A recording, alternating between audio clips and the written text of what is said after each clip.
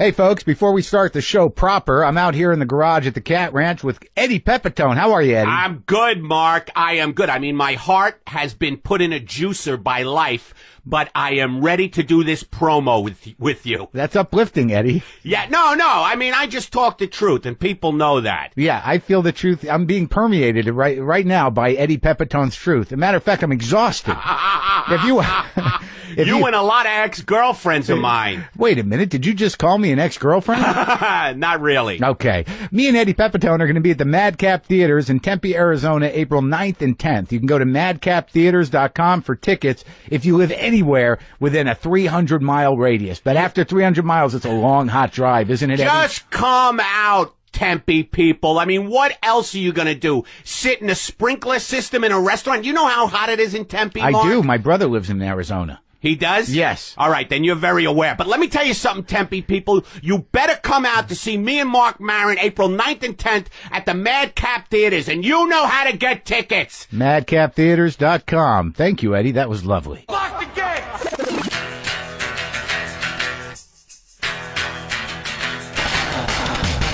Are we doing this? Really? Wait for it. Are we doing this? Wait for it. Pow! What the fuck? WTF. And it's also, what the fuck? What's wrong with me? It's time for WTF. What the fuck? With Marc Maron. Okay, let's do this. How are you, what the fuckers? What the fucking-ears? What the fuck buddies? Those seem to be the three that I have been locking in on. Welcome to the show. It is April Fool's Day. It is my brother's birthday. Happy birthday, Craig Maron. You are, how old are you, man? God, are you 45? I think you're 45. Well, happy birthday. Hold on. Jesus. Nobody? God bless you. Gesundheit? Nothing? Sorry, I got a little cold or I'm fighting something. I'm fighting the good fight against the bacteria and viruses in my body at this point in time. Can you hear the struggle? Do you hear the protest? Let's get this out of the way early on because I shouldn't really be drinking it, but, pow! Oh, man, I just shit my pants again. JustCoffee.coop. You can get that at WTFpod.com. Good stuff. You know it is. Go for it. Where are we at today? Great guest today from Mr. Show, from the Ben Stiller Show, from his writing on Saturday Night Live, from movies he's directed like The Brothers Solomon, Let's Go to Prison. Bob Odenkirk will be in the garage today. I'm looking forward to talking to him because he's a guy that I've known a long time that I have not spent a lot of time talking to, like many of the people on this show. I've always respected Bob. He's a difficult man to talk to, so I'm a little apprehensive and a little excited to get into it with Mr. Odenkirk, see what we can learn and find out. I know a lot of you people are fans of him. I don't know everything he's done. I know some of you are sitting there after I read those credits either going, what about? I don't know. I'm not a comedy nerd. I'm just a comedian with some friends I have. And some of you are saying, who's Bob Odenkirk? Well, you'll learn. But I want to talk to Bob about some stuff, about working, about dreams, about work ethic. You know, there's a lot of people out there that think they're going to make it. They're going to make it as an artist. They're going to make it in show business. They're going to make it once they get that thing done. As soon as I do that thing, as soon as I write that book, as soon as I write that screenplay, as soon as I shoot that movie, as soon as I get up on stage and sing that song, I'm going to do it. It's all going to turn around as soon as. You know, sometimes we keep this stuff in our heads. We don't manifest it at all because we like to hold on to the fantasy, because if it's a fantasy, we are buttressed against failure, but also we are buttressed against success. And I tell you, you know, that one-shot thing, I'd like to talk to Bob about that, about Hollywood, and perhaps I will.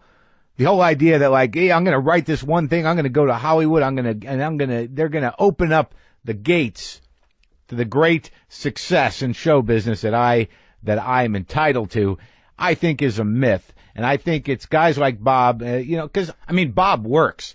You look at his IMDb page and it's like, you know, two days long.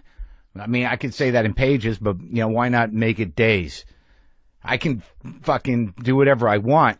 I mean, it's not like I don't work. I mean, look, I got a couple of residual checks just today. Or yesterday. It was yesterday. I got a residual check for $45. And this is many years later. This is about what I get occasionally. I get anywhere from $18 to $45 for like 5 different showings on, you know, either regular TV or whatever. But that's not nothing. That's a nice dinner, maybe a movie. And then I got But can you imagine the checks Bob gets? I'm not jealous, but just from all the SNL and everything else and the movies, whatever. I'm not envious, but here's another check. This is a dirty little secret. I got a check for $3.38. You want to know why I got that check? I'll tell you why. That check is for the Mighty Ducks 2. That's right, folks. The Mighty Ducks 2, which I got cut out of. I was to play, as you know, in Almost Famous, I played the angry promoter.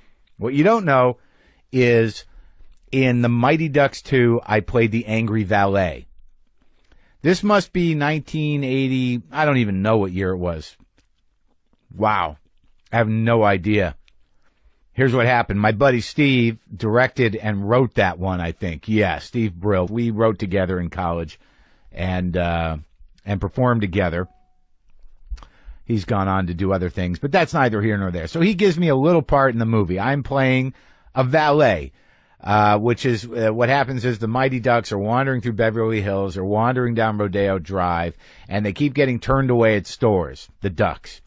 And I play this valet who's out in front of a business parking cars. And I'm sitting in my trailer. I got my valet jacket on. I'm sweating. I used to have a real perspiration problem. Thank God that's gone.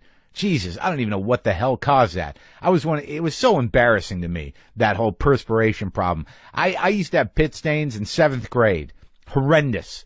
And I could never get rid of them. And I used to try all these different deodorants. I was thinking about getting surgery. It was just so embarrassing.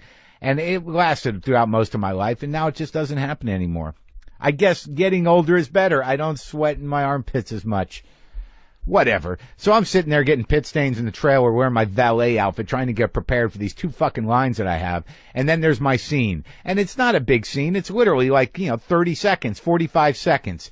But they got to roll cars through, and the Ducks have to approach me. And basically, the deal is the Ducks come up to me, and one of them says, how do you get into these stores? How come we can't get in? I don't remember. And my line is you have to know someone to get in anywhere in this town. Bitter showbiz valet guy. So they do the scene, and I do the line, and I screw it up, and I actually stopped the scene once. And this is where they got to get a bunch of extras moving, and they got to get cars rolling. And I stopped the scene twice, and Steve's listen, you can't, I say cut. It's costing a lot of money per scene. So then I do it again, and, I go, you got to know somebody to get in anywhere in this town. And I lunge a little, when I'm, in their face.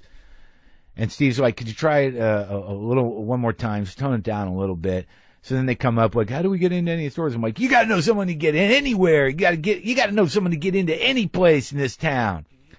And then he cuts again. He comes up to me and goes, listen, Mark, you got to tone it down. You're scaring the Ducks. Scaring the Ducks. And that's why I ended up on the cutting room floor. Because I scared the Ducks. The Mighty Ducks at that. I do know one thing, that I seem to be obsessed with work-related things. And let me get specific here. I don't know why, but I can sit down with a Uline catalog for a half an hour and be completely compelled. Uline, U-L-I-N-E. I'm not even plugging for them because it's office supplies, for fuck's sake. But what is it about this catalog that I can be completely engaged in? It happens with catalogs. I don't know if anyone else is like this, or this is something that you can relate to. I get the LL Bean catalog. Now, some catalogs I don't even bother with. J. Crew, nothing. Anthropology, maybe a quick flip. I get flower catalogs for some reason because I think I sent my mother flowers once. I don't do those. But LL Bean comes, and I'll have them around for a while. And I've actually bought stuff from LL Bean. Am I an LL Bean guy? No. Is that clothing necessarily very good? No. But I'll sit and look at that stuff, and I'll try to bend it into cool in my brain. And there is nothing more cool proof than LL Bean merchandise. But there's something about, I don't know, the authenticity of it, the basicness of it, guys fishing. I don't fish. What am I aspiring to? But I bought jackets thinking I can make that cool, and then they get here and I can't make it cool no matter what. It's not even a matter I'm not hung up with cool, but it's more about I can own this. Maybe this clothing is boring enough that if I put it on, it'll become uniquely mine. But actually, LL Bean has the power within its product to make you boring. Cool proof. LL Bean is. I have bought some sheets, some flannel sheets from there and some towels just because it's easy. I've got to do some of that stuff. Stuff is starting to break down. I don't know. Maybe when I was married, I forgot about a lot of this stuff. I'm starting to realize that, left to my own devices, I'll be living in a large nest of sorts. I got to replace the towels. You got to do. Let's get back to the Uline catalog. What is it about this? I mean, God damn it! I can look at this thing for hours. Let's just flip to any page. All right.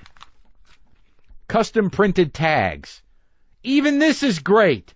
I can get an inspection tag. I can get a red tag that says rejected, and it's got the job number, the part number. I would just put my name in all those. Job number, Marc Maron. Part number, Marc Maron. Serial number, my birthday. Part name, comedian. Number of pieces rejected, all of them. Reason, not for everybody.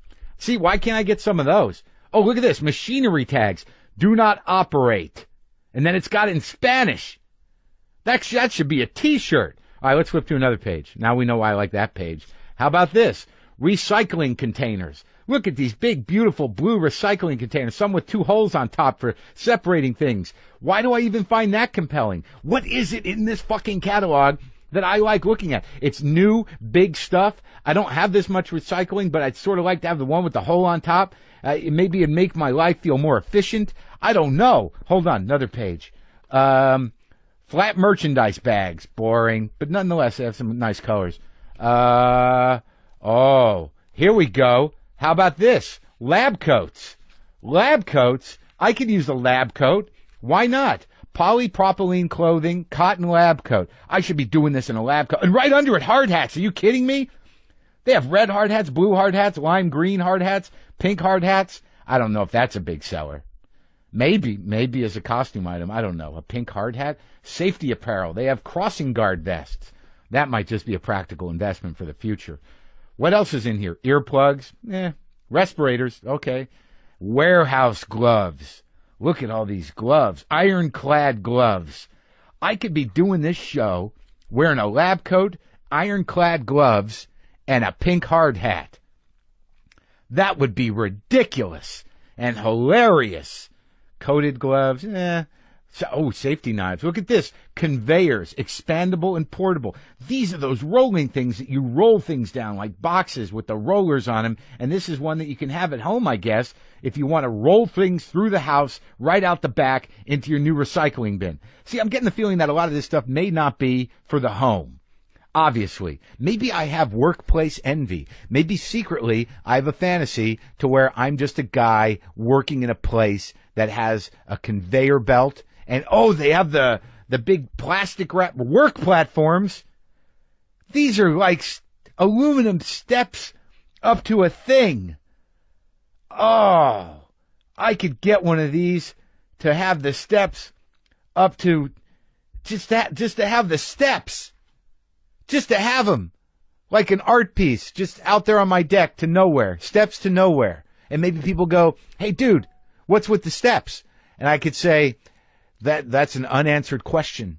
There are things that we don't know, and sometimes I'll just walk up those steps and take a moment and acknowledge that there's so much we don't know. That's what that means. It's art, and I wouldn't even have to put any effort into it. Bin organizers. Man, if I had a lot of screws and nails, that would be perfect. Maybe I should buy screws and nails and have those in there. Oh, hot cups. Oh, this is the office. I literally, look at this, a janitorial bucket, like the big yellow bucket with the mop squeezer. Caution, wet floor signs. Gojo foaming push dispenser for the foamy foam soap. Fuck that. I don't even like that stuff. That just ruined my high. That just ruined my fucking high. The foamy dispenser, because it reminds me, since I've been traveling a lot, is the airports with those sinks that have sensors in them, never get it right. It literally becomes a farce. I get the foam on my hands, which I don't like, because it's like, did someone already lather this in their hands and put it in the container? Obviously, that's not the point, but I'm a grown man. I can do my own lathering of my hands. You have to pre-lather the fucking soap. What the fuck? And then those sensors, they never work, so I'm going back and forth, and it's like a goddamn Charlie Chaplin movie. And the guy next to me, no problem. He gets it. He gets the sink sensor. And then I got to deal with the fucking hand dryer. Hold on. I'm spiraling. Look at automatic towel dispenser. See, that's what should be in the bathrooms. You know how I feel about hand dryers. I'm going to buy a stepladder to nowhere, a recycling bin with holes on the top just because I like it, a conveyor belt to move myself perhaps through my house on rollers. I'm going to get a lab coat, a pink hard hat, and some big heavy-duty iron work gloves, and an automatic towel dispenser to bring with me on the road for when I go to the bathroom in airports. Wait! I got it! How clear does it have to be, man? This is it's almost like a Bible, the Uline catalog. I mean, it is the fantasy or the hope of being organized, of finally having everything in its place, of everything in its proper place, everything making sense, everything under control. That's what it is. If I had everything in here, I would have everything under control, or I would have to manage an awful lot of shit I didn't need. But that is what it is. That is the hope. It is the hope of ultimate organization. I could just be sitting out here in my pink hard hat and my lab coat with my iron-studded work gloves after just having rolled through my house on a conveyor, and as I rolled into the garage, thrown a couple of plastic bottles or cardboard boxes into the holes of my new recycle bin, almost like a 3-point shot, and come out here to the garage knowing that everything is organized and under control. Uline, just the catalog, gives me hope for order.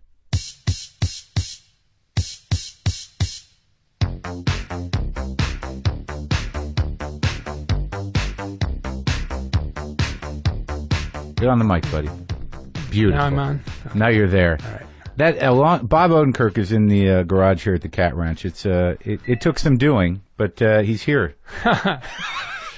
Well, it's like one of those things where you're busy. Then there's time. And Yeah, you go I know. Let's just do it. I'll come right over. That's the way to go. But today's a great day because I have a lot of stuff coming up in the next 2 weeks, and I just sort of finished a draft of a pilot that I wrote yesterday. Really? I just finished it. So that's a great feeling, and you know that great feeling. It lasts for about 7 hours. After months of work. And then you rethink it? And then you feel terrible. Yeah, and then It actually lasted like an hour. I met you, I think, really the first time we ever really met was at the Aspen Comedy Festival, probably 1995. Uh-huh. When you were doing what became Mr. Show. Is that right. possible? Yes. That would have been right around 1995, Yeah, and I remember at the time we were there, and it was you and Dave and John Ennis and somebody else. There was 4 of you, right? Probably Mary Lynn was probably part of that. Jay, maybe. Right. Well, I just remember that the performing situation was maybe the first. We were in a bar. We were in a country and western bar. Right, in a pit. Like pit. It was like, but literally a pit. Was it like a dance floor? Because I remember when I met you, you were like, "Oh Christ! I mean, how are we gonna?" Yeah, it was so hard. And then we just set up chairs on the dance floor, and we made there was like a door for a stage, so you walked through the door to be on stage. Right. And we probably had a screen up because we had video. Right. Yeah. And it was very much like Mr. Show, rough, but Real the same rough. kind of thing where you come out and say hi, and then we go into a scene, it goes into a video, goes into us live, go back into a video, and the front row. Because it was the first year of the Aspen Comedy It was the first year, right? So if people don't understand, when you do these festivals, when they start, they do shows in wherever they can in the town. Right. I think that's got it. The whole phenomenon of the Aspen Comedy Festival, we can now just lay it on the line. Go The ahead. thing is over finally. What a ridiculous! It was like it was insane. It was a party for okay, HBO. so look, HBO. Who are so invested in their own persona. They're invested in their stature as a hip place. Sure. More than anything. That matters more than quality. Oh, yeah. Absolutely more than quality is being hip to them. Right. And yet they pursue quality too. I'm not saying they don't. It happens. I'm just saying that happens. But they're way more invested in being cutting edge hip or considered that. Yeah. I don't think they are. Right. So they decide to do a comedy festival. There's a comedy festival already in Montreal, a big world-class, worldwide comedy festival. I think a great one. Great for stand-up, certainly. And that runs for the right reasons. They absolutely want to showcase top stand-ups, top people, cutting-edge people to an audience of human beings who are curious. And it's a big event, and they actually have a week of just French comedy. There's 2 weeks of it. 1 week is all French. Yeah, which we didn't go to. No. We should bring that up too. But go ahead. It's an amazing thing. Yes, it is. The people that attend those shows are people from all over the world. All over the world, but they're human beings. Yes, they're excited And in the human back beings. of the room yeah. are the people from showbiz, the suits, yeah. the lawyer, the agents and stuff. Yeah. So they're just in the back of the room. Right. The rest of the room is filled with real comedy fans and interesting people who are interested in seeing something interesting. Having a good time. Yes. So HBO goes, we don't want to go to Montreal. So let's have our own HBO comedy festival in Aspen. Yeah. And really, where most of us have homes. Yeah, where most of us rich motherfuckers have homes. Exactly. And they're not. Nobody cool lives in Aspen. Not anymore. The people in Aspen are incredibly rich. Hunter's dead, so that was it. Oh yeah. That's it. Incredibly wealthy people. Yeah. Live in Aspen. Right. It is one of the shishiest cities in this country. Yeah. It's a quaint little town where you can buy gross. It's gross. Right. It's a quaint little town where you can buy a Picasso on Main Street. Yeah. It is sickening to walk around that little small town. Yes. It's gross. Yeah. Everyone in Aspen, you're gross. Okay. Your wealth is gross. And so there we are, and we're doing this comedy festival with broke comics just starting out for a bunch of really wealthy surgeons, dentists, lawyers, leaders of industry who have no interest in a comedy festival or certainly anything cutting edge. Yeah. We are just an annoyance. It was so annoying to them that this festival was held in their town. So they don't even want to go to the shows. They don't want it to be there. Yeah. But some of them tried it out for the first couple of years. Right. Some of the townies. Yeah. So in the front row of Mr. Show, the first show, 4 silver-haired wealthy dudes wearing identical red sweater vests. They were there for some event or something. Yeah, they were ex-astronauts. Yeah, once a year they go to Aspen to count their money. And they're hating it. They're just hating it. Right in the front, sitting right, 4 feet in front of me. Yeah. And that festival then went on, and not much good came of it, except that, you got a free trip to Aspen, which was fun. And didn't you sign with Brillstein after that, though? I mean, no, we were with Bernie. Oh, you already I was with Bernie already. I was there years before. That was one of the exciting events for me, that festival, is I went into the men's room, and when I walked in, Bernie was peeing. Yeah. But he peed with his pants all the way down. Oh, yeah. Did you know that? Yeah, I know. Yeah, he went for it. He didn't mess around. Now, were you with him all the way up till when he passed away? Yeah. I was with Bernie from. Actually, I was with Ray Rio at Brillstein Gray when I was a writer at Saturday Night Live, and I had some. Ray's a great guy, but I wanted to work with someone else, and Bernie stepped in. He said, "Well, I'll work with you." So how long did you write at before we get to SNL, though, I got this thing stuck in my head about you, and it's a weird thing. Many years ago, I worked with it, because you started in Chicago, right? Yeah. As a stand-up. I did do stand-up. Right. I kind of started by writing sketch comedy. All right. Well, there's this guy I work with, some road guy. It must have been, it's over 10 years ago. I was working with him in Indianapolis. Yeah. He was middling for me. Yeah. Mm-hmm. Kind of a schlubby guy, very deadpan, didn't have much personality, but he said he started in Chicago, and he started talking about you. Mm-hmm. And he goes, yeah, I remember Bob when I was starting out. I remember him. He was the kind of guy that would, he'd say, I got to go home and do some writing. I mean, what the fuck? And then this guy says to me, he says, can you hang out a minute? I want to go get my beer drinking shirt. Oh. And he went and got his beer drinking shirt. Why do you need a special shirt for drinking beer? It was Did you vomit? Or I don't know. You spilled beer on it? But it was just this moment where I saw the difference between your process and somebody who said, I'm just going to do comedy. Yeah. Like, there's something about your career and the way you've handled it. Like, I'm a guy that didn't do what you did, and I don't know that I would have thought to. I was just a stand-up. But there are people that, from the beginning, saw some sort of trajectory They knew that writing. Yeah. Did you Don't see give it? me too much credit because I know exactly what you're talking about. Okay. And when you talk like that about me, I think about my friends Ben Stiller and Judd Apatow. Who they're those guys. They're your yous that like you're you to me, Yes, and they're if you're saying somehow you look at me and go, "Wow, I wished I'd sort of seen the road clearer." yeah. No, listen, Mark. Okay. Mark. All right. Okay. I look at Bob. those guys and think that, and I think it's legitimate. Now you're right. I had a vision for what I wanted to do, but it wasn't very clear, and it doesn't marry up very, very closely with the industry of show business. I think that I wish that I had some of the insight that Ben and Judd had. Now, if you read about Judd or you know his past, his mother worked at a comedy club or ran one. I don't know. So he was, from when he was a teenager or younger, he was meeting comics. Now, see, I went to Second City with a friend's family when I was about 12 or 13. To see so the that show. was the first time I ever saw people who worked in comedy. But my family, my mother is very religious. She's probably gone to theaters to see a movie 3 times in her life. Really? Yeah. She's afraid of movies? No, show business is not a priority of any kind at all. Entertainment. Entertainment is not a priority of any kind was in our house or projected by my parents. You know, the kids loved it. But so the notion, for me, it took me years of really doing it in a very pointed way, like I'm writing comedy today. I did that when I was in 6th grade. You started writing sketches? Yeah.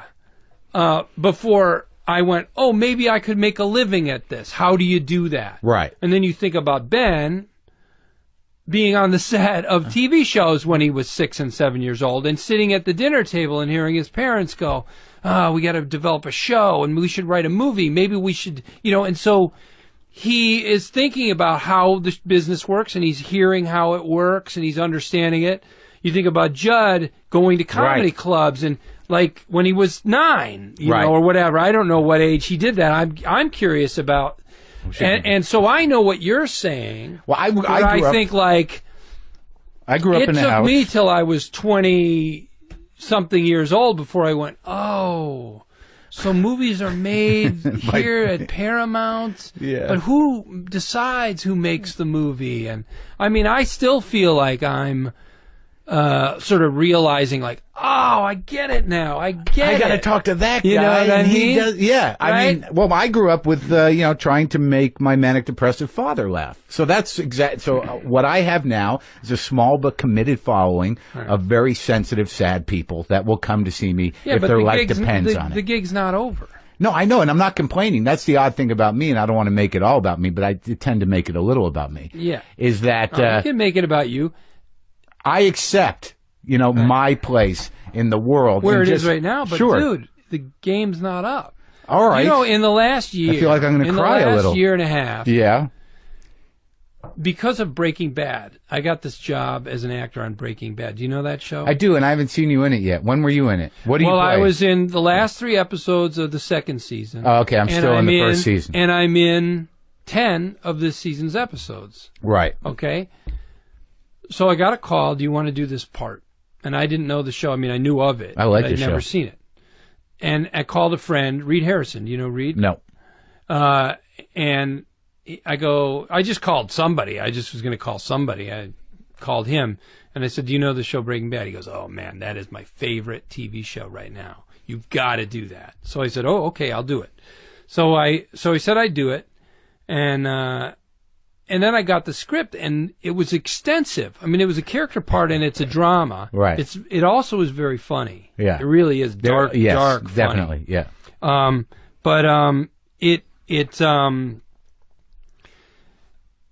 The part was way more extensive than anything I've done. Usually, even the stuff I write for myself. Yeah. You don't get monologues that are like a paragraph long. No, yeah. But in dramas, these are the kinds of characters that people write. Now there's also, it moves along and there's a lot of action and stuff.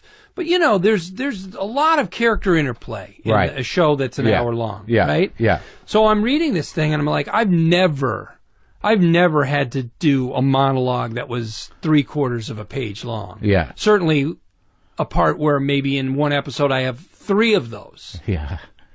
You know? Yeah. So I said yes to the part. I was excited to do it, but now I got to do it.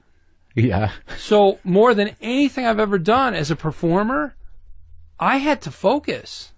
Now, I'm including Mr. Show in that. I mean, when I did Mr. Show, believe me, I enjoyed doing it and I focused as a performer, but I was always, when I was acting, thinking about how this is being shot, where this goes in the show, the scene I'm writing right now, what David is doing, who's going to play this. What David is doing. You know. That could go either way. What the lighting guy is doing. Yeah. I mean, I was a pain in the ass on that show, and I was the one going like, that light's...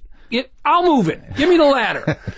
So I was always doing too many things. Yeah. So Breaking Bad made me an actor. Focus on what is this part? How do I do it? How can I do it well? And I think I did pretty good, and I'm proud of it. And it was fun. It was more fun than any of that other performing I've ever done. Well, do you think some of that has to do with the fact that when you know you're funny? I mean, that's not a fucking... Because I focused. But also... Because I stopped worrying about 100 things. But you're also a funny guy. And when you got to do a funny part, I mean, you're going to find the funny. I imagine that doing something that's more dramatic and you have to commit to the character in a way that doesn't allow you an out to be funny. Yeah. It's got to it's got to be a little more challenging. Well, it was challenging. It was absolutely challenging. But I just think it was just the first time in my life where I just did the acting and I invested in it. Yeah. And I found it really rewarding and great. I didn't bring my iPhone into the audition. But I'm serious. I'm totally serious. Do you know what I mean? You're going to work as an actor. I'm not going to sit around and worry about my script that I'm writing while I'm trying to do this reading and trying to get this part. And I'm going to come in as an actor, think about the part, think about what I can do with it. I'm going to know it really well, and I'm going to blow it out. And when I was doing Breaking Bad, the other thing was I was doing scenes with Bryan Cranston, who's won the Emmy for drama acting 2 years in a row. He plays a cop? You know, he plays a high school science teacher. Oh, no, he's the lead. Yeah, I love that guy. I was just watching it last night. And that guy brings... Oh, he's incredible. It. Yeah. So I needed to focus. So I'm just saying that, you know, I've done a lot of acting in my life. You know, I've got a long resume on IMDb as far as an actor, which is crazy to me. But I've only just started focusing on trying to do that well. And I found it to be really rewarding if you focus. Yeah. But I think that the fact that you have this intense ability to focus and that I think you're very hard on yourself, are you not? I think so. I'm proud of that. I mean, I don't understand people who aren't. Mark, I've never understood. To me, and I told my little daughter this the other night. Yeah. And it's so, you guys, this is like so personal. But we were talking about some comedy scene that I'd showed her or she'd seen. And I said, so you see, honey, that's what comedy is. Comedy is about honesty. And because that to me is a very core truth to me. Oh, yeah. And, you know, you talk about your dad, your manic depressive dad. Well, my father was an alcoholic, right? Yeah. So, and my mother, you know, we learned that when I was probably 9 or 10, maybe 11 or so. And then we started to go to AA and all that stuff. The Alateen and stuff honestly, like that? Yeah. But honestly, for me, comedy has always been a way to be honest about shit. Yeah. Like to just fucking say what you're thinking. And I think that applies. I was watching, who's that very heavy-set comic, Southern comic? I caught a minute of his act. You know. Ralphie May? Yeah, Ralphie. Yeah. And, you know, look, he's a nice guy and he's making a huge living and he's very happy. I met him and he's a nice guy. Yeah. But I mean, on some level, I don't agree with a lot of sort of what he's saying intellectually. No, I understand. But on some level, he's being honest. Yes. He's expressing things. Again, I would say I don't agree, and I don't think it's necessarily important to express those things. But for him it is, and for his audience it is, and he's just saying some things that those people go, yes, Thank you for saying that. They may not feel like it's a life truth that they need to But it makes carry them feel a banner, better. It's a but window. it's a release. Yes. So that's what being hard on yourself is being honest. And I don't understand. I've never understood, especially among the alternative comics. We're going to talk about this after you make your call. Yeah, go ahead. Why people have to be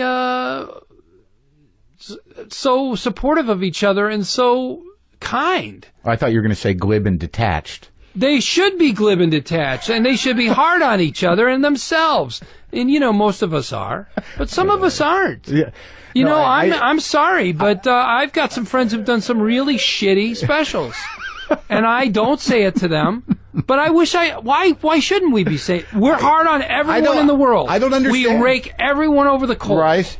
All our family and friends, society, hipsters, everyone. Yeah. We rake them over the coals. Why give ourselves so a break? why is it suddenly why we're so kind to ourselves? I will admit that I've made some huge turds in my life. Like what? Dude, come on. Don't say it like that. It's obvious. Well, I'm trying to figure some of the feature films I've made are despised by people. Which and they are major Which one? And they are major failings of the which? talent involved. Now, I'm sorry. I don't want to insult all the people who worked on them and worked so honestly and so hard. And also the fans. The craziest, worst thing you ever did has some diehard fans. Yeah, most of it. So my feature films have also made people extremely angry. I mean, The Onion said everyone should be ashamed of themselves who is associated with Let's Go to Prison. Now, I don't agree. I don't agree that everyone should be ashamed of themselves. Right, okay. I don't. Yeah. Were you? I'm slightly ashamed. But I'm also how did that not. happen? How did that happen? Well, it was an honest effort, and I think we did a good job on a lot of levels. But you have to be able to separate out going, look, the actors were spot on. The comedy moments were. Some of the comedy moments were great. The filmmaking in that movie, I did a great job. I had a tone, I had a style, I knew what I wanted, and I delivered on it, and it's fun. It's like a B movie. I said, let's make it like a blaxploitation film. Let's have fun with the camera. Let's make it gritty. Dax Shepard is amazing. Will Arnett is amazing. Shai McBride is amazing. They're all playing in the same place. Right. Tonally, they're all in the same area, and it has an edge to it. And I just didn't do as much work on it as I should have. But did the studio step in and start messing with it? No. Because Louis tried a blaxploitation film too, and they took it away from him. They were supportive of it. Yeah. I mean, the only thing I don't like about that is the PR campaign was, I think, just completely wrong-headed. Okay. But no one wanted to listen to me at that point, and I was thankful that Universal wanted to release it. And they said to me, look, when I said my arguments that there was a better campaign to be had and just showing Dax and Will and letting, because I think they were really funny and very likable characters, and they said, look, we're going to do some crazy stuff with this marketing because this is a low-budget movie, and if it works, it works. If it doesn't, it doesn't. It's... they were like, it might not work. So they had nothing to lose, but you... They were kind of like, we're going to do something crazy. Right. And it may not work. Right. But that's why we're doing this low-budget movie, is we're going to try something nuts. So but I think that was a mistake. Because I want to talk about... But look, I've made some things that were unsatisfying, and I can admit it, and I can criticize them with anybody, as hard as anybody, or harder. The most satisfying thing I've done overall is Mr. Show. I mean, but there's scenes in Mr. Show that are horrible. A lot of people who listen to this show and a lot of what has become this comedy nerd audience really sees Mr. Show as the starting place of modern comedy. Like I talk about it on this show, that I know there's a lot of people listening whose sense of comedy history, starts at Mr. Show, and beyond that, there's nothing. I mean, the impact that thing had was incredible. And well, I think we got to combine a lot of influences there in a way that a lot of people had wanted to for a long time, and so that was neat. And we also really got creative freedom to, in every way, thanks to HBO and thanks to Troy Miller, who was incredibly good with. And that's at Dakota? With filming, yes, with filming and style and doing things for a budget, because we didn't have a lot of money. Right. but still, everything was open to us. We could make a film that was black and white and looked old, and we could do a video that looked like a cheap, cheesy 70s video, and we could do all these, presentation styles. So was the agenda just, no holds barred, let's push it in every way possible, comedically, filmically, let's make I don't this know, stuff. I mean, you seem pretty disciplined. We could do anything. Right. But I mean, that wasn't the impetus for it. The impetus was, let's do a sketch show. But the creativity involved, I mean, it was you and Dave and who were the writers? Hussein? Who else was there? Scott Arkerman, B.J. Porter, Jay Johnston, Paul Tompkins. So these are adventurous comedic thinkers, though. I mean, you're not. Pretty crazy there was guys. no one was going to do anything it was hackneyed. really, David and I really drove it. Now, when you and Dave started, you guys really gelled on the Ben Stiller show? Is that where you? No, we only sort of said hello on the Ben Stiller show. We never wrote together. And in fact, David tells me that I insulted him or his writing there. You did? How so? Yeah, he wrote a piece that I was like, "Why are you writing that?" I said to him, because Judd and Ben asked him to write it, and he was thankful to have a job. So there was tension. That's why. Was there tension? Well, it's like one of the first couple times I met David, I was rude to him. Yeah. Well, you're like that with everybody, I think, aren't you? I don't know. I don't perceive it that way. I'm kidding. I don't perceive it. Here's how I characterize you when I mention you. I said, I've known Bob for years, and he always talks to me like he's my father. Because I'll see you, and I haven't seen you in months, and you'll be like, "So what's happening with you now? What's going on? What are you working on?" At this point in the conversation, Bob had to take a conference call. He said he had to take it, and I said, "Of course." And I waited because I didn't want to cut the interview short. And he went out onto my deck and paced around, talking to an agent or a manager or both on a conference call. There were a lot of big show business names bandied about. I don't want to drop any of those names or betray Bob's trust, and out of respect for him and whatever he's trying to achieve. But he did come back in after about 15 or 20 minutes, and there was a slightly different tone. So let's go now to 20 minutes later. Well, I mean, whatever it may mean, Bob, you're on my deck, and my first concern was, is he going to fall through the deck? I need a new deck. Yeah. And I heard names being thrown around. Big show business names being thrown around on the deck, Bob. Yeah. I wrote a little comedy with my friend Eric Hoffman, who's a really funny writer, and I wrote for Mr. Show also. And it's really good. It's the best movie I've ever written, by far. And it's got a female lead. And it's kind of been sitting around for a couple months, maybe a year now. Yeah. As one or two people, we sort of feel them out. And we finally found an actress who I think is it. She's it. She's the part. So you want to say names or no? It doesn't matter. I can't say her name. I get it because she wants it, but anything could fall apart. And I just want to get back to her today and say you're it. Right. And then so now that we know who she is, now we can cast everybody around her. Right. Because her part is very big. But the movie is. I love Woody Allen's movies, and it is an homage a bit to Annie Hall, but with a girl as the main character trying to find somebody. And, it's different. It's just I use the tone of Annie Hall and the kind of structure in a very general way of that movie to write this movie. And it's called Annie Jenkins is the name of this movie. Well, that's exciting, man. Yeah, it's really exciting. But you know what? Look, so here's what happens. We have our lead girl. Yeah. She's great. She's perfect. Yeah. Then we cast a bunch of people around her who are great in their roles.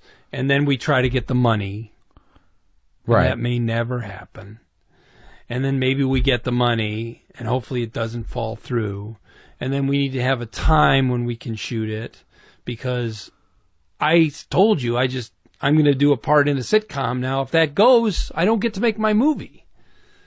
But you know what I mean? If that becomes a series, how do you make your movie? These are what they call luxury problems in the racket. But but this is interesting though, because you know more than most people I've had on this show, have such a thorough experience with the process of writing, of stand up, and of getting things made. And I think just the way you explain that, I don't think a lot of people who listen to my show would really realize that these obstacles to having great things and personal things and independent movies made is still a fucking huge process. Oh my God! I mean, it's almost ludicrous to imagine it happening. Like you write this great script, because there are people that don't have the work ethic that you do, and I think there are people that dream of being a screenwriter, or maybe midway through their first screenplay, and they're trying to get through that. But as a professional writer, you have a work ethic and you have discipline, and you can knock things out. Yeah. And I just think that it's interesting that you could write a thing that you're obviously there's a personal piece of work to you. You're proud of it. Yeah. And there's a very good chance that it may never see the light of day. Yeah, absolutely. Really, really good chance. Now, here's the thing. I've written probably 15 screenplays, and they've all been pretty horrible. I mean, they just did not measure up. One other one I think is good. It's an adaptation of a book, The Fuck Up, by a guy I've become friends with, Arthur Nersesian. Mm-hmm. And I think that's a good screenplay. But so you have to understand that for me, just writing a screenplay that I like and I think is good, if that's all it was, screenwriters always say it doesn't matter until it gets made. It's like you didn't do anything. I don't agree with that philosophy. I feel, look, obviously I want to make it, but my goal was to write a movie that I was not ashamed of. That was my goal. Right. So when I did that, I was like, thank you. And I still feel that way. And I'll always feel that way. And if nothing happens with it, I'll always, some part of my spirit is healed a little bit. Because you're proud of the piece of work you did. And because I feel like, okay, if you can do it once, maybe you can do it twice. But I just think it's fascinating because it just even from where I'm sitting is that so many people don't understand, even people that are sophisticated and intelligent, the nature and the process of show business. Like there's a lot of people out there hanging their dreams on this idea that they're going to finish a screenplay, and somehow or another, that's the magic ticket. Yeah, well, one of the reasons is because that fairy tale of how it works, which is you go off into a corner and you write, and then you write something and it's kind of personal and poetic and kind of interesting, and then people can't believe how great it is in Hollywood, and then they make it and it's unbelievable. That fairy tale is sold to you by Hollywood, which knows it's not true. Why do they sell it then? Because it's great to hear. You want to hear the truth? No. Do you want to hear the truth about how it's a bunch of people and there's no real process and great stuff falls through the cracks and all gets the ruined, time. And the stuff that, all those great movies that cost $7,000, and then you find out it really cost $45,000 or it cost $250,000. 500. You know what million. I mean? Yeah. Robert Rodriguez, what's the great movie? I love it. I love Desperado or what's it called? The first one. The one with the guitar? Yeah. Oh, El Mariachi. Yeah. El Mariachi. $17,000, right? Now, I don't really know how much it costs, but I've been told that's not true. And that maybe that's what it costs to shoot it, but that doesn't include the money all the music and the reshoot and the post-production and all the other stuff. So that fairy tale of, look at these guys made this movie for $7,000 and it's great, or this person went and wrote a script and they've never written a script before. I mean, that a version of that happens usually once a year. Right.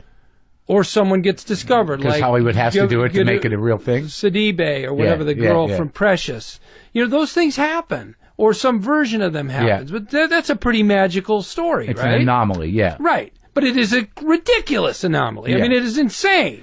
It is 1 out of 10 million, right? Yeah. But that's the story no one's telling the story of number 9 million person who struggled for 30 years and nobody cared, and then suddenly something good got made. That's not a Hollywood ending. We don't even tell the story to ourselves. You see how many times in Variety made the deal for a 7-figure sum. Right. Okay, 7-figure sum. But what does that mean? Right. Okay, you don't want to tell me Yeah. what it means. You don't want to say because it's too personal. This is a business magazine. Yeah. No, you don't want to say because it's not really a six-figure sum or whatever. Right. It's you being clever about telling this PR story that's this fairy tale of that we continually want to believe in. Well, I think the fascinating thing about just hearing your passion about it is the fact is that you look at that business magazine because you're in the business and you're trying to fund movies and bankroll movies and make movies happen. And I think that as a testament to your talent, but also your persistence, that what it really takes to get something done is to keep pushing to get it done and to keep finding the people that can help you get it done and to find people that believe in your talent and connect you with the people that will help you get it done.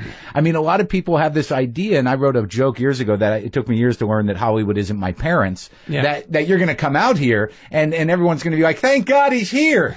Now we can start work. Yeah. But the real work, unfortunately, on some level, is 75% of what you're going through right now. Creativity, in and of itself, is not the bulk of the work. Yeah, it's true. And yet you have to grant that that's the important work.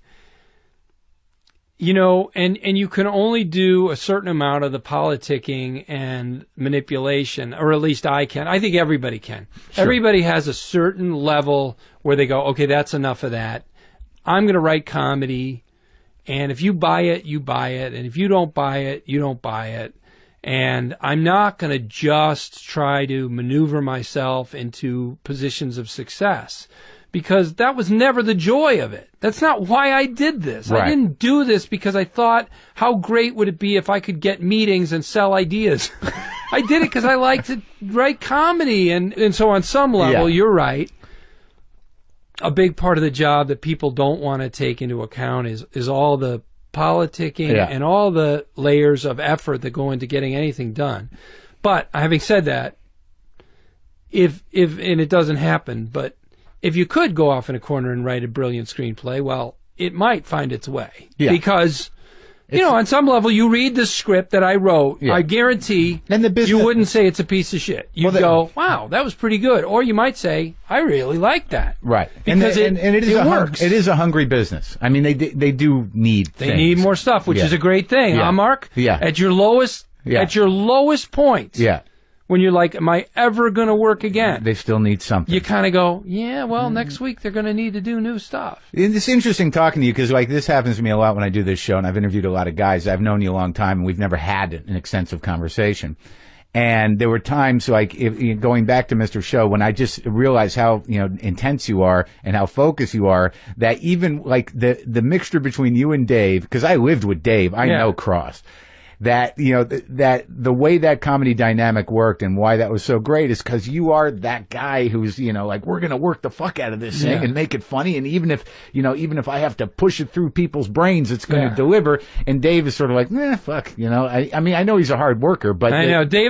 But I think, you're right. You're right, obviously. And David would agree. But it's a classic sort of. And David would proudly agree. A team. But I would argue this. That David is a more responsible guy than he lets on to be. Of course. Or he wouldn't be where he is, really. Yeah. He claims that he is Mr. Anarchy and life is just a big party and who gives a shit. We're just here to have fun and I don't care if you like my stuff or don't like my stuff. But when push comes to shove and when he is put in a position of responsibility without anybody to back him up or him to throw the ball to, he steps up. Yeah, usually. There's a funny story that sort of sheds a little light on that. Like, and it's happened twice because I started with Dave, and when we were both doing stand up, I mean, he really couldn't give his stand up away because it was too abstract. It was too odd for people to take in, regular people. And I've had him on interview shows before, and I've said this to him, not meaning to be rude. Because I remember telling him to come off stage that, you've had enough. That's enough, yeah.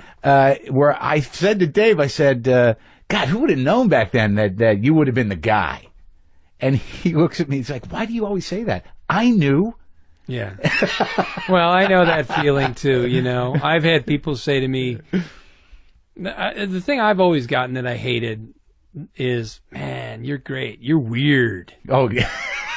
I go, really? Am I weird? You're not weird. Am I that weird? No. I don't know. I don't think I'm that weird. Did you ever have a point where you resented stand-ups? Honestly, because early on, look, I never thought of myself as a stand-up, and I still don't. Right. I can do a version of stand-up comedy. I think what happened with me is, the stand-up boom happened when we were young guys. Yes. And so I was purely interested in sketch comedy.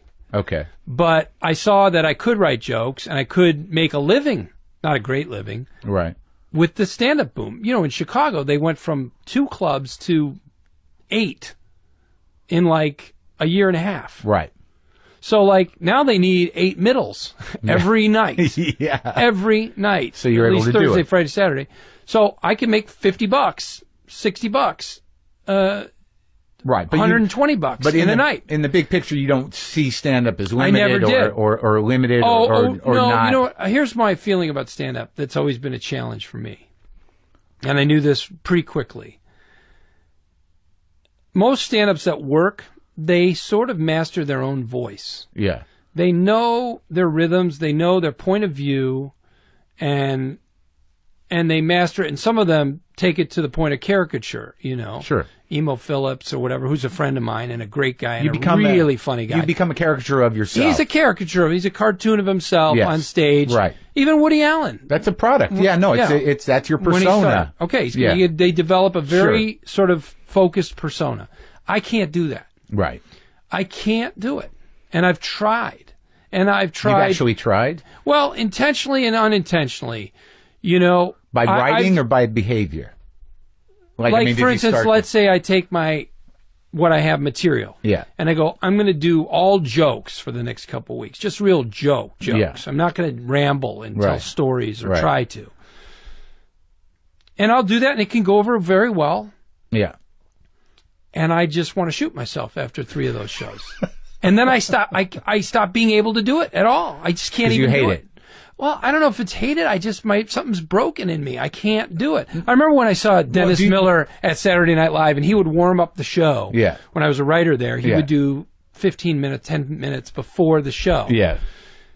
And it was the same 10 minutes every week. You felt yourself leave yourself. You felt like, I'm just this machine. I might as well go sit down in the crowd. That's a talent, Mark. Yeah, I know. That's not easy to do. I'm now, more you like don't you. do that. I know. I know, but you do what you do. That's right. But see, I still do jokes, too. Yeah. If I just do stories, I go, I want to tell some jokes. Man. Yeah. This is I just too want much. to tell too taxing. Yeah. This is too out on a limb. Yeah. This is too. Yeah. I got these 10 funny jokes. Just tell them all. They're really funny. I'm trying to do that right now. I'm actually writing jokes just for relief. Let's do something I've never done before, and then we'll try to bring it around, right. Which is like I just sent out on Twitter that I'm talking to you. So, I've got people asking questions. What's your favorite memory from Mr. Show? That's from Dreaming Tree. My favorite memory from Mr. Show. Even if it's not on air, even if it's just a moment. In a way, it was just the camaraderie of shooting, at night in the middle of nowhere, some crazy scene. But throwing the covers back on David when he's in the little puppet body. Yeah. And the audience reaction was like a wave. I was there that night. It was powerful. I think I was there that night. That knocked you on your ass. With the rock and roll thing? Yes. Yeah. So that's a memory. Saying goodbye at the end of the series. Why didn't it last longer? Or why didn't... it's a bit of a complex story. I'll try to make it very short. As we were going into our 4th season... they primed our spot, which was Friday at midnight, which was when our show ran. And they ran the best of special there the 2 weeks before we were to premiere. And then a week before we were to premiere, they called us and said, we're moving you guys to Monday at midnight. We want to get midnight going on every night of the week. And we're going to make you the show that happens Monday at midnight on HBO. Now, they've already primed the spot Friday at midnight. I mean, they promoted it. Right. And that's when we'd been for 3 years in a row. And somebody said that that Chris Rock bumped us. And I don't really understand how he bumped us, because his show would have ended an hour before ours. I don't understand that criticism. Right. Yeah. So I don't blame Chris. Maybe I should, but I don't understand why. Yeah. But it was in a big way, it was a vote of no confidence from HBO. There were HBO executives who loved us, Chris Albrecht, Carolyn Strauss, who you would think could have us on whenever. But this was before The Sopranos and before Sex and the City, so they hadn't had massive success yet. Right. So Chris, I think they still had to do what the company wanted to do. Right. They couldn't tell everybody what happened. Right. That's my guess. I mean, I don't know this stuff. I'm conjecturing. All right. And I always had the sense that the New York executives didn't like the show, didn't understand it. So they weren't really fans of it. They were like, what is this thing? You keep making it. Why? Did you have a sense how much of an impact it would have? Because it certainly it seems to be the turning point for a lot of people in alternative comedy and everything else. If you'd asked me then, I mean, I don't think I could have said it out loud because it would have been arrogant. But if you'd said, do you think you're making something really great and people are going to watch it and go, I would have said, yeah, I do. I remember making those shows thinking, the great thing about the show is maybe nobody's going to see it, but over time, people are going to see it. They're going to see how great this is. That's awesome. So yeah, I had a sense. I just said that this is awesome. Did you hear me say that like a teenager? That's all right. Here's one. Jonas Polsky said, describe your experience discovering Tim and Eric. I got an envelope, a large manila envelope, and opened it up, and it had the DVDs in it, and they were from Tim and Eric. And I sometimes get stuff like that. Usually just throw it out. I mean, really, I just throw it right out because unless you have I know, this is you need to have a release. Yeah. Because you could get sued by somebody. Oh, really? Who says you stole my idea. I mean, I'm always writing so many different things. How many people could think I stole it? I don't know. I mean, I'm writing jokes and movies and helping other people. What you're saying. Right. When I was at Saturday Night Live, we got sued about an idea. And Conan O'Brien and I and Robert Smigel had written this scene that we'd gotten sued over. And, of course, we hadn't stolen it from anybody, but this guy sued. He said, you stole my idea. And he had written some comedy sketch that, in a very broad way, was the similar thing. But I've had specific ways. Chuck Klosterman, when I first met him, told me, I wrote America Blows Up the Moon. That was a Mr. Show sketch. Yeah. And he wrote some comedy essay about America blowing up the moon as like it was the same idea. Yeah. Now that's a pretty crazy idea. Yeah. A pretty curious idea. But hey, somebody else thought of it too. It happens. I mean, it happens. Yeah, we're all drawn from the same reality pool. I mean, the craziest idea you have, somebody may have thought of. So Tim and Eric sent you this Tim and Eric sent me this thing. Usually I wouldn't look at it, but they also sent with it a bill for like $50. For what? An itemized bill for sending me that DVD. An itemized, very official looking, totally dry bill, which was just awesome. Did you pay it? I called them up. And I said, this is so funny. And then I watched it, and I thought that they'd really developed. I said, you guys have a sensibility that all these pieces, they're all different, but they all share a sensibility. That's hard to do. They're like, I liken them to like Frank Zappa or Ween.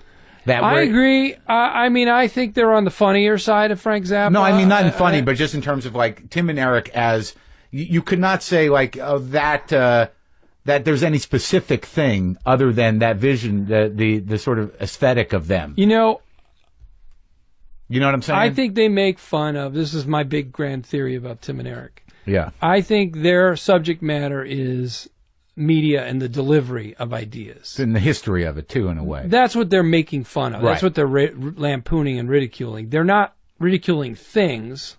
They make up funny things, funny sitcoms, funny products to sell. But they're playing with the context. They're totally playing with the context. Yeah. And people are hip enough inadvertently from watching too much TV to totally feel it and know it and get the comedy of it. Yeah, because it sparks something. They may not be able to identify it because when you watch it just in format and structure and in the way they shoot things, it sort of has... Like it reminds you of something from your childhood, or it's almost like seeing wood paneling, or it's almost like seeing the way they kind of spoof like local TV or older TV. It's really strange because it's almost like you can't put your finger on their subject matter. Well, that's a sign. That's what it is. It's a sign of genius in a way. And yet it's not just absurdity for no reason. It's funny. Yeah. You laugh. Yeah. you know. And it's twisted. And it's great. They're geniuses. They're I feel that. At talents, and they're hard workers. They're great. Yeah. So now, are you going to do like you got any live things? I heard there was a tour. Are you going to do a tour with Dave? Oh, David and I last time we were together, which was about 2.5 months ago, talked about doing a tour in about 2 years, 3 years. So that's something to look forward to. My kids are older. Yeah, put that in your calendar. Yeah. So save up because. And how old are your kids? They're 9 and 11. Wow. Yeah, they're growing up. It's great. You like it? It's nice, yeah. It's nice that they're getting older because the other option is they pass away at a young age. Did you find it? No, it's great that they grow up because life gets easier, I think. Now, I've heard teenagers are hell, but did you find that having them sort of humbled you a little bit or made you a better person or a better... I don't know. You have to think about yourself a lot. Yeah, that's true, but I think you have to do that as you grow up. I think everybody sort of has to. If you're not lucky enough to die young and just get to be a flaming asshole, life you will be humbled. You will be humbled. You will be humbled. Everybody gets humbled. Everybody. Or if you don't, then you're really broken. Yeah. That's the people who just carry on with their insanity, even though the world has told them, yeah, we get it. And that just happened to me about a year ago. The people who carry on with their insanity, that they're really cracked. And you know what I sensed about you though, and because of what you're saying specifically is, I think I was that insane at one time, and I think that that you don't indulge that at all. Like if those people are around you, you will sort of like okay. A lot of self-preservation, right? And but also I'm pretty crazy too. I got a lot of. But you're not destructive. Do you feel like you are? I mean, you're not. You don't seem self-destructive. You're right. Yeah. I mean, it seems that. Dude, I don't know. I got my own battles to fight. They're not. They may not be. What's the biggest alcohol one? Or pills. But just the level of self-criticism, rage. Yeah, you got the rage. Yeah. Frustration, rage. I think in a weird way, one of the things I've been facing up to.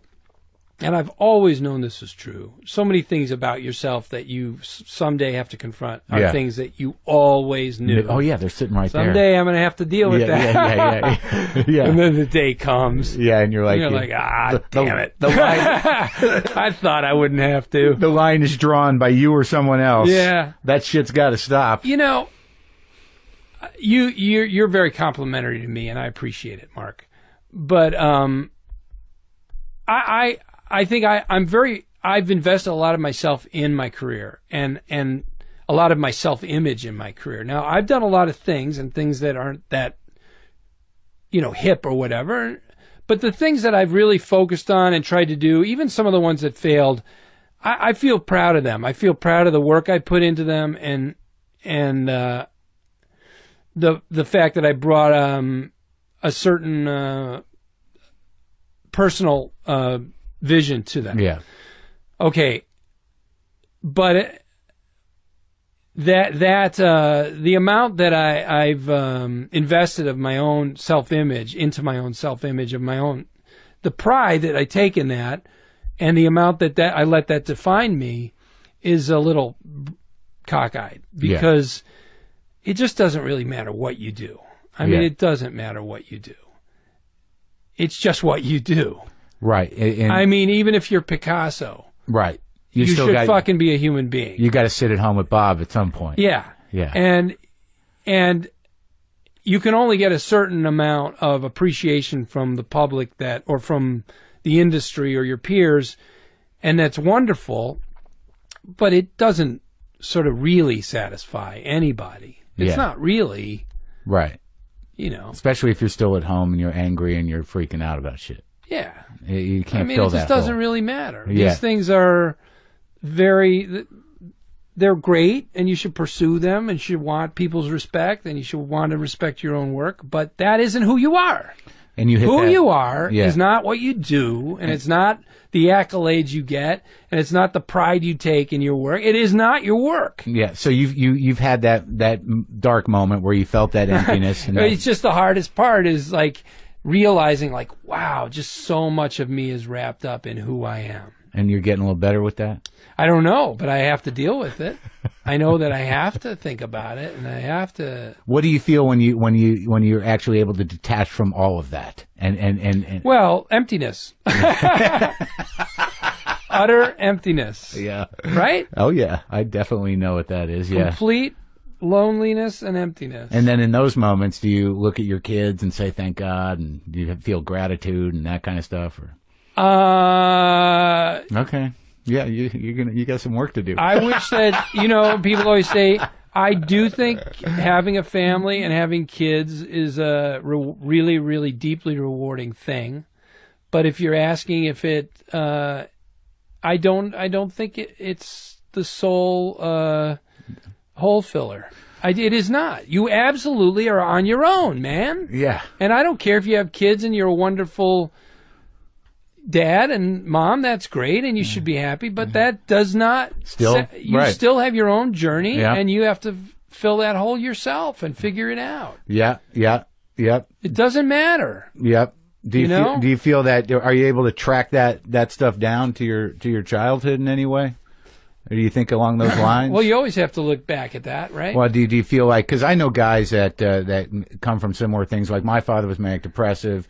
I know another friend whose father was not there. Your father, one of the things about it is we're lucky to have the luxury of getting to think about those things. Yeah. Because I think about other generations and other parts of the world. I mean, people just can't get food. They just plow along. I mean, you may feel like life's been rough, but this is a pretty nice house in a pretty nice city. Yeah. You're living in. Well, what are you doing to make yourself, deal with this stuff, if you don't mind me asking? I actually go to therapy now. Yeah. Again. And that helps? I did years ago. Yeah. You got a good one? Oh, yeah. I think That's so. Good. That's good. And I think one of the big things I've done in the last year is just allow myself to just change. Yeah. Just really just stop getting on the same treadmill every day. It just isn't getting you anywhere. And I think your so whatever that is, do some things that with yourself, with your day, that just are not what you've always done. Yeah. Because you know what? It's boring too. It's just stupid. Yeah, because people just watch you spinning your wheels. Yeah, and the people that you love or the people that love you are just watching you spin the wheels. And, so to all you guys, all you nerds out there, whatever that thing is, just move on from it. And I got to say to dark on. I'll tell you, Bob, you can stop being so hard on yourself. You've done great work, and you're a very talented man. And I appreciate you coming by. Thanks, buddy. All right.